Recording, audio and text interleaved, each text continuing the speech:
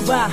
Sino bang may kasalanan kung bakit nagkalat ang mga bata sa lansangan na namamalimos ng kahit konti na barya upang makabili sila ng pagkaing magdadala ng lakas sa katawan nang sa ganon sila'y mabuhay sa mundong ito na tila ba nawalan ng kulay ang kanilang pamumuhay. Parang nalantang halaman ngunit sila'y lumalaban sa bangis ng kahirapan kahit pa ang pasukan nilang masupal na lagusan. At bakit nagkaroon pa sila ng ganyan na magulang? Wala na nga mapakain, panay pa ang pasarapan at ang kanilang anak nasa delikado na lansangan na naglalaro ng lilimos upang sila makakain kahit na nakaabang ang disgrasyang pwedeng sapitin ay hindi na alintana basta sila'y makakain ng murang mabibili sa kaya nila na ipunin na piso.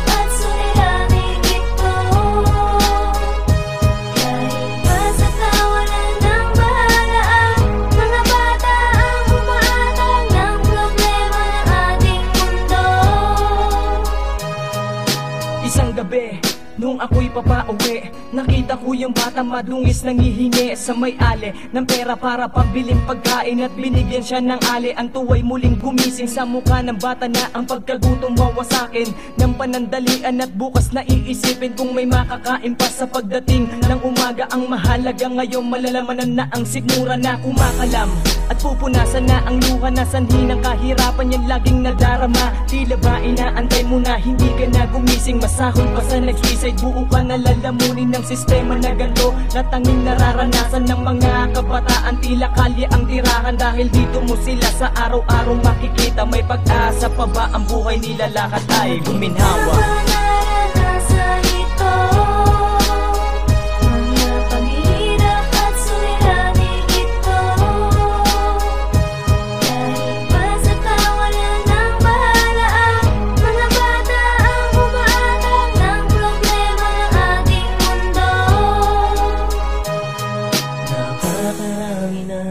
Mga bataan, paikot-ikot ang kanila siya'y kumakalam. At wala na bang pagbabago pang mangyayari at ikaw rin ang siyang may alam. Paano ba malalagpasan ang pagsubok na tila puro karasan? Ito'y para sa mga kabataan.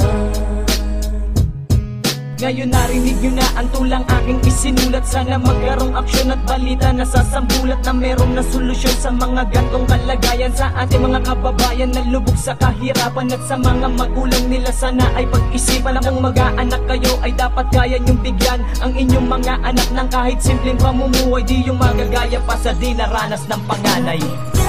Naranasan ito.